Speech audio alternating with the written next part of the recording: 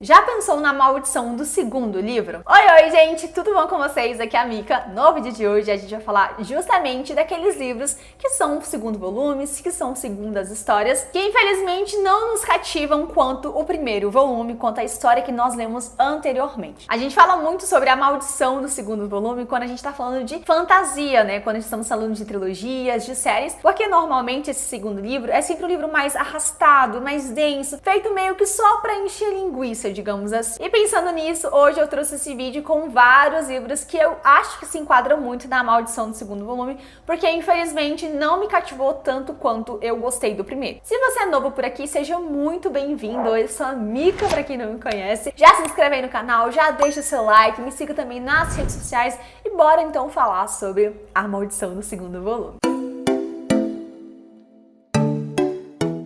Começar bem, já vou começar falando de um livro que eu acho extremamente desnecessário, que eu já comentei em vários vídeos aqui do canal quando eu estava falando dessa série, que é o livro Steel Princess da Royal Elite, o segundo volume dessa série. Pra quem não sabe, a Royal Elite é uma série de Dark Bully Romance com 6 livros, e os 3 primeiros volumes dessa série são focados no mesmo casal. Eu também já comentei com vocês que essa divisão de histórias é muito comum em séries lá nos Estados Unidos, principalmente de séries muito grandes, muito longas. Só que, querendo ou não, quando estamos falando de um mesmo casal, a gente sabe, gente, que algumas coisas ali é só pra encher linguiça, é só pra te fazer continuar lendo e te manter ali presente e fiel na história. E eu acho que Steel Princess é esse livro. É um livro extremamente descartável, na minha opinião. É um segundo volume onde os nossos protagonistas, o Aiden e a Elsa, ficam brigando e depois separam e depois voltam e transam e brigam. Gente, é só isso o livro inteiro. 90% do livro é assim. E aí os 10% dos minutos finais ali, a autora reserva um plot gigantesco pra ser condizente a gente iniciar o terceiro livro. Por isso que eu acho que ele é muito descartável, entendeu? Porque eu acho que ela poderia cortar metade dessa merda fora e colocar só o plot ali no início do terceiro livro, ou até mesmo um plot no final do primeiro livro, pra fazer sentido e pra ser uma duologia, por exemplo. Então, na minha opinião, Steel Princess é um livro extremamente descartável, mas que infelizmente necessita-se a leitura, porque temos plots aí ao longo da história, né, que são muito importantes pra desenvolver o terceiro volume. Mas, sinceramente, eu não gosto desse livro, eu dei nota 2 pra ele, porque eu achei ele extremamente chato, arrastado, e assim, pra mim, gente,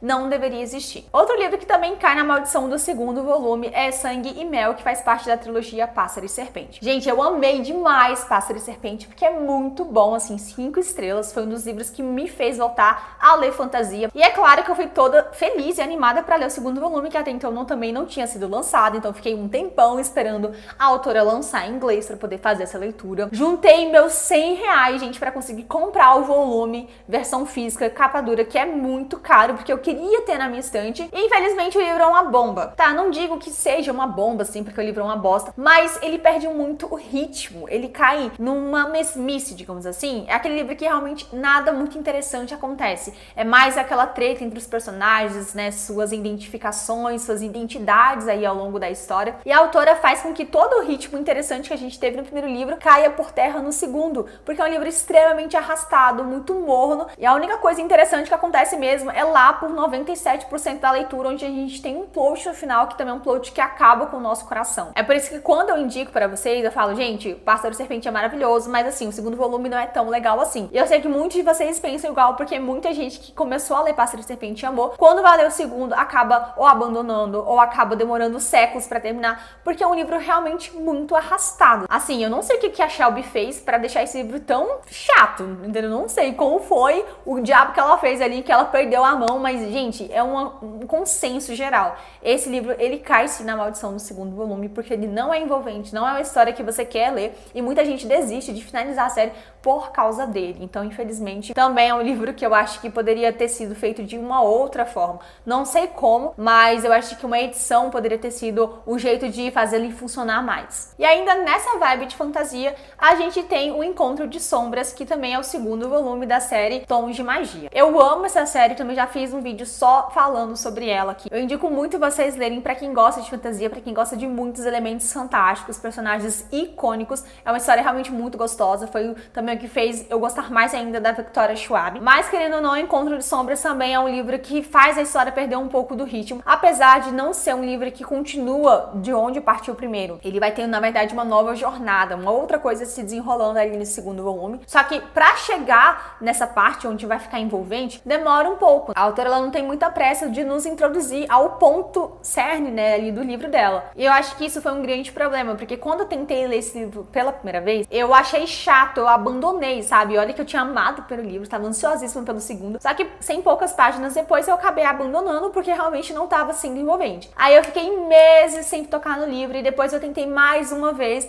e foi quando, enfim, a leitura deu uma engrenada e eu consegui ler e avançar e chegar na parte, enfim, que foi mais envolvente na história. Na minha opinião, ele entra nessa maldição do segundo volume justamente porque é um livro muito grande e eu acho que ele é o maior, se eu não me engano, né? E eu acho que ele demora a chegar ao ponto, sabe? Ao ponto que vai envolver o leitor a continuar lendo. Ele é muito mais... Parece que ele é mais introdutório. Eu não sei o que acontece, gente, porque o primeiro volume, ele é pra ser introdutório. E o segundo volume é só pra continuar a coisa pra gente chegar ali no terceiro, que é onde vai ter, né, o desfecho final. Só que parece que voltou meio que a vibe do primeiro, de introduzir as coisas aí devagar. Gente, eu não sei o que é, mas eu também achei que foi um livro que poderia ter sido melhor. Eu ainda acho que o primeiro é o melhor de todos, assim, da série. Mas, infelizmente, esse segundo eu tava com muita expectativa e eu acho que não atendeu ela justamente pela estrutura de como a autora foi desenvolvendo a história aí ao longo, né, dessa série. Próximo livro é polêmica porque eu acabei abandonando. E eu sei que tem muita gente que abandonou ele também pelos mesmos motivos, que é Rubi de Sangue. Ele não é parte de uma série, na verdade ele é um spin-off, mas eu considero ele como segundo volume porque ele veio ali spin-off de Sangue Real, que é um dos meus livros de Dark Romance mais amados, assim, gente. É um dos meus livros favoritos, inclusive a resenha dele é uma das resenhas mais vistas aqui do canal, porque eu gostei realmente dele. E é claro que quando a autora anunciou que ia lançar um spin-off, né, a história da filha do casal tão improvável, tão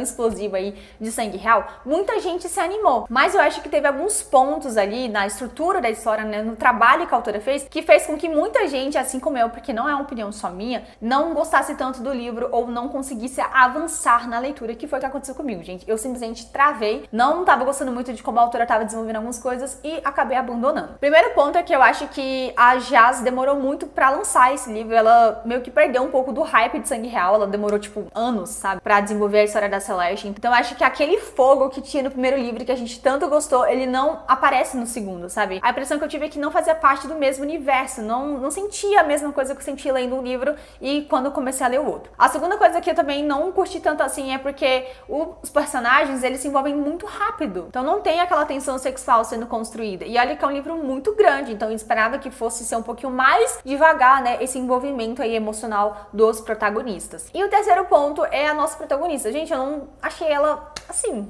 nada demais. A mocinha, a mãe dela, que eu até esqueci o nome aqui agora, ela era muito foda. Ela era muito foda mesmo, assim. Ela, com apenas 19 anos, fez coisas impensáveis pra conseguir se vingar, né, do Salvatore, atual marido dela, né. Só que a Celeste, eu acho que ela tentou parecer a mãe dela e fracassou no meio do caminho. Ela, na verdade, me lembrava Jade Picon, sabe? O que eu quero, eu consigo. É tipo nessa vibe. Eu achei ela meio mimada, uma menina meio fútil, frágil, frívola. Gente, não sei. Não me envolvi, assim, com nada na narrativa, não me envolvi com nada na história e eu acabei realmente travando e abandonando. Eu acho que alguma coisa não funcionou. E é por isso que, na minha visão, ele cai na maldição do segundo volume, tá, gente? Infelizmente, porque era um livro que eu tava realmente muito animada, mas não rolou, não aconteceu. E se você já leu ele ou se você também passou pela mesma coisa que eu, me comenta aqui nos comentários, tá, gente? Eu quero muito saber o que vocês acharam de Rubi de Sangue. O próximo livro que eu também abandonei e que vocês vão achar um pouco estranho falar que é a maldição do segundo volume, sendo que ele é o primeiro livro de uma série, é Amante, por acaso, da Aline Santana. Assim como o livro da Jaz, esse é um livro de spin-off, ele é o primeiro volume da série de La Vega,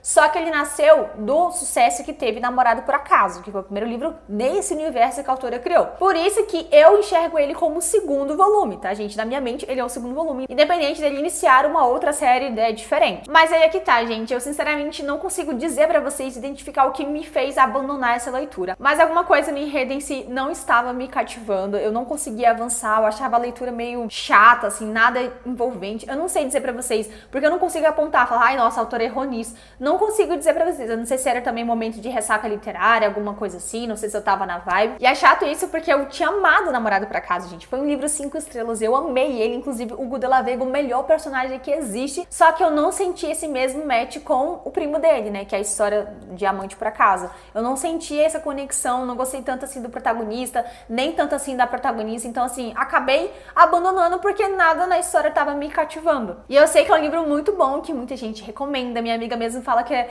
um dos melhores que ela leu esse ano, mas, gente, alguma coisa realmente não funcionou, eu não sei o que é. Então, infelizmente, ele entra ali na maldição do segundo volume, na minha exclusiva opinião, tá? Porque, infelizmente, ele não rolou comigo. Mesmo assim, eu recomendo muito vocês fazerem essa leitura, porque, como eu falei, é uma coisa específica que aconteceu comigo, e todas as outras opiniões de pessoas que leram também falaram que é um dos livros mais legais da Aline. Então, não levem só a minha opinião em consideração, porque foi uma coisa muito específica de gosto, né, de acontecimento comigo. Também vou adicionar aqui um livro da Tessa Bailey, que eu achei que também fosse amar, mas que infelizmente caiu na expectativa do segundo volume, que é Fisgados pelo Amor. Esse é o spin-off de Aconteceu Naquele Verão, e assim como eu acredito que muita gente estava animado, porque o primeiro volume é muito bom, principalmente para quem realmente gostou da história. Então, quando a Intrínseca anunciou essa continuação, eu já comprei, né, adicionei ele na minha wishlist, porque eu tava realmente muito animada para ler a história da Hannah e do Fox, que meio que já tinha se iniciado ali no primeiro volume. Mas, mais uma vez, gente, caiu na maldição no segundo volume. Alguma coisa no enredo não deu match,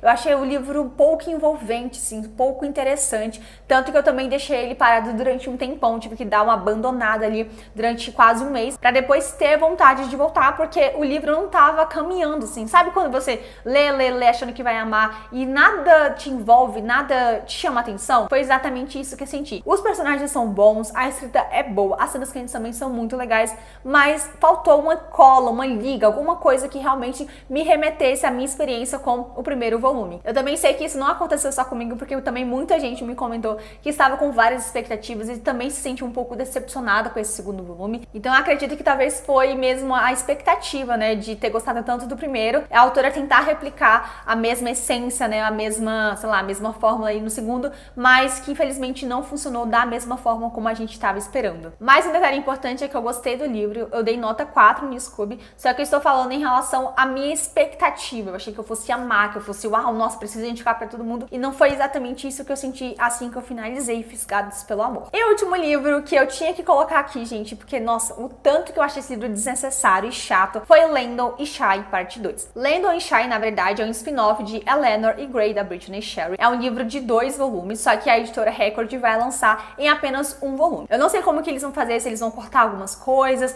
ou se eles vão colocar tudo no compilado só, mas vai ser lançado ainda esse ano, e é um livro realmente muito sensível, muito delicado. Pra quem já leu Eleanor e Gray, já sabe como que a escrita da autora é uma história mais emocionante, né, que vai ter muitos aprendizados, e o tema principal aqui é depressão. Gente, sabe como é doloroso você ler um livro que você deu 5 estrelas, que você terminou louca pra saber como que ia continuar, e quando você foi ler, você não sentiu nada? Tipo, cara, o que aconteceu aqui? Foi exatamente isso que eu senti com Landon e Shy. A história em si, ela começa quando os personagens estão no ensino médio e vai acompanhando eles até a vida adulta, porque eles vão ter várias idas e vindas, já que o nosso protagonista, ele tem depressão, como eu falei com vocês. E é uma depressão muito tensa, porque ele não consegue lidar com isso. Então, são pequenas coisinhas que vão fazer com que esses personagens vivam se desencontrando. Só que eu acredito que a autora, ela se empenhou tanto em trazer esse tema de uma forma tão realista, que ela acabou pesando a mão em alguns momentos, deixando a história muito densa, muito difícil de assimilar, sabe? Aquele livro que é pesado de você ler, porque ele te cansa, porque a história em si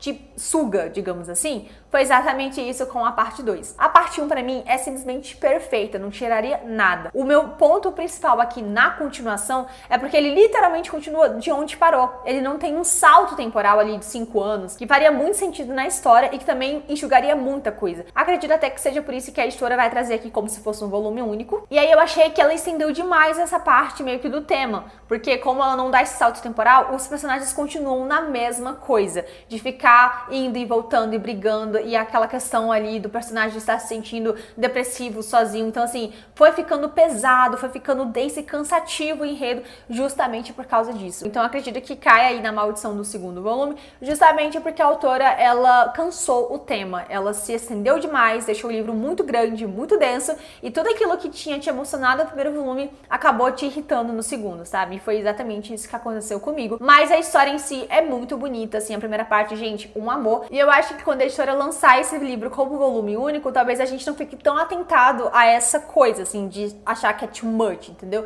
Porque o que acontece é que a gente quebra a história ali e tem que começar um segundo volume. Mas se tá tudo num só, talvez isso não fique tão aparente pra gente, sabe? Essa coisa que mais me incomodou. E é isso, gente. Esses são os livros que eu trouxe aqui pra gente conversar sobre A Maldição do segundo volume. Eu sei que tem vários outros livros e eu quero saber justamente de você qual é o livro que você acha que cai na maldição do segundo volume, que não é bom quanto o primeiro, quanto você gostaria. Deixa aqui nos comentários, espero muito que vocês tenham gostado do vídeo de hoje. A gente então se encontra no próximo. Um grande beijo, tchau!